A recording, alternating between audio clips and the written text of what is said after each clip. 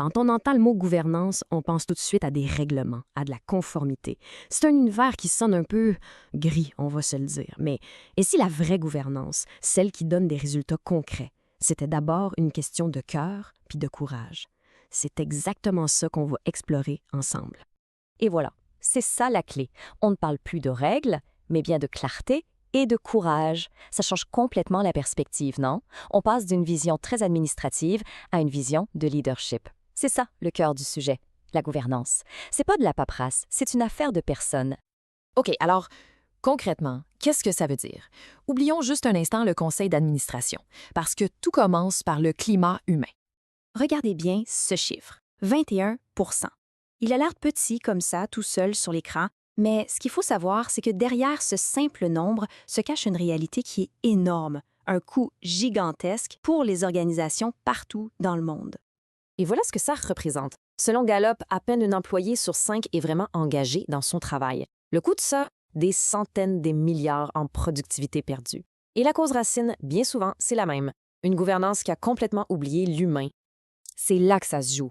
On peut avoir les plus belles politiques du monde, des comités parfaitement structurés sur papier, mais si les gens sur le terrain n'osent pas dire la vérité, s'ils ne se sentent pas en sécurité pour nommer les vrais enjeux, eh bien, la gouvernance, ce n'est rien de plus qu'une façade.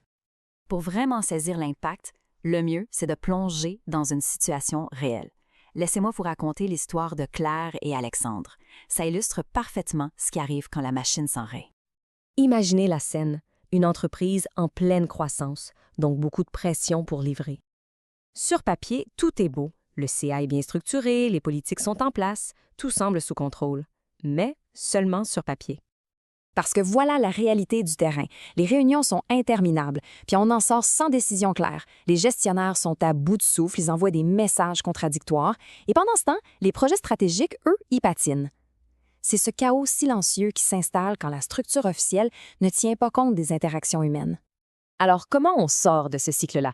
C'est en connectant la gouvernance à un concept humain qui est fondamental, la sécurité psychologique. C'est vraiment le duo gagnant qui change tout. La sécurité psychologique, attention, ce n'est pas juste d'être gentil avec tout le monde. C'est de créer un environnement où les gens ont le droit de questionner, d'admettre une erreur ou de challenger une idée sans avoir peur pour leur poste. C'est le vrai carburant de l'innovation et de la performance. Et l'impact de ça y est direct. On estime que juste en s'écoutant vraiment, au sein d'un comité de direction, 80% des conflits meurent avant même de commencer. Une bonne gouvernance, c'est préventif, c'est pas juste réactif. Bon, la théorie, c'est bien beau, mais en pratique, comment on fait pour y arriver? Eh bien, on a besoin d'outils concrets, de routines, pour que les bonnes intentions deviennent des actions de tous les jours. Ce tableau, ça montre bien comment des problèmes très concrets comme les réunions qui s'éternisent peuvent être réglés avec des outils spécifiques.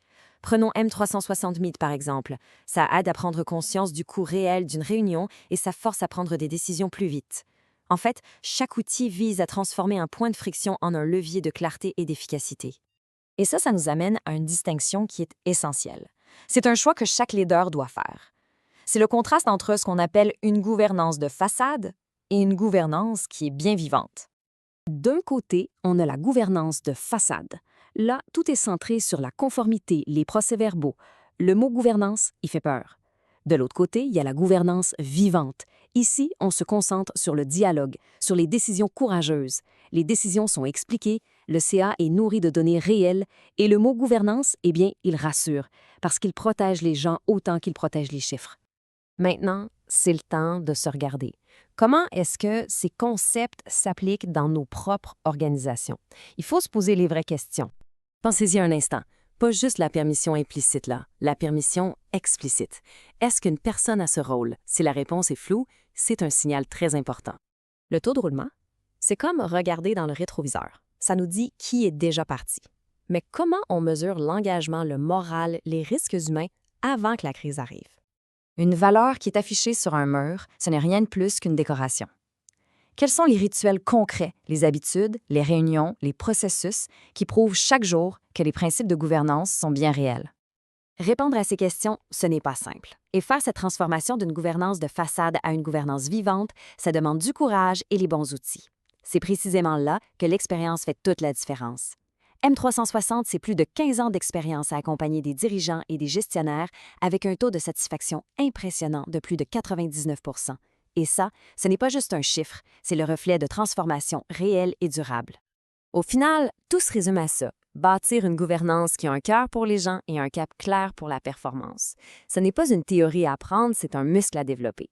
Chez M360, notre mission est claire, on n'est pas là pour éduquer, on est là pour activer. Contactez-nous dès aujourd'hui. M360, révélez le leader en vous.